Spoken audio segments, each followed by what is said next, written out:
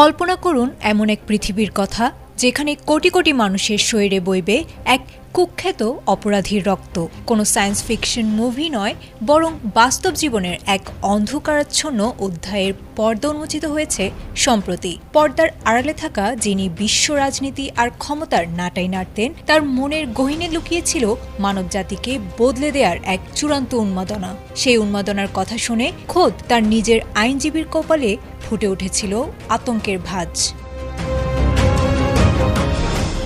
সম্প্রতি প্রকাশিত জেফ্রি অ্যাপস্টেইনের গোপন নথিগুলো থেকে জানা গেছে, এই ধনকুবের কেবল যৌন অপরাধী ছিলেন না, বরং তিনি হতে চেয়েছিলেন এক আধুনিক ঈশ্বর। নিউ মেক্সিকোর রহস্যময় জোরো র্যাঞ্চকে কেন্দ্র করে তিনি সাজিয়েছিলেন এক অমানবিক প্রজনন কেন্দ্র। তার লক্ষ্য ছিল নিজের ডিএনএ ব্যবহার করে একযোগে অন্তত ২০ জন নারীকে গর্ভবতী করা। এর মাধ্যমে তিনি পৃথিবীতে তার নিজস্ব একটি সুপার রেস বা উন্নত মানবজাতি রেখে যেতে চেয়েছিলেন।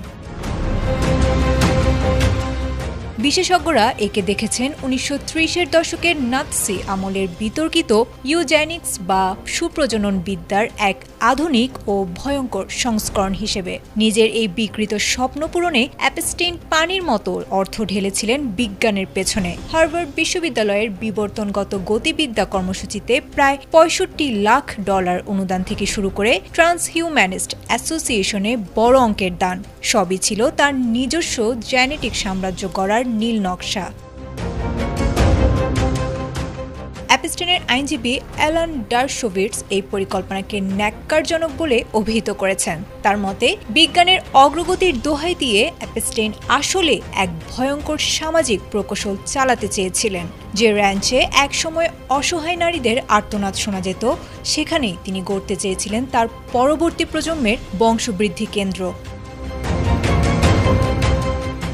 এই নথি প্রকাশের পর বিশ্বজুড়ে একটাই প্রশ্ন, এটি কি কেবলই একজন ধনকুবেরের মস্তিষ্ক বিকৃতি, নাকি বিজ্ঞানের আড়ালে মানব সভ্যতার উপর এক চূড়ান্ত আঘাতের গোপন প্রস্তুতি ছিল?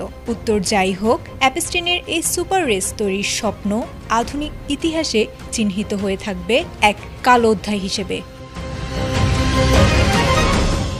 আয়েশা আক্তার, এটিএন বাংলা।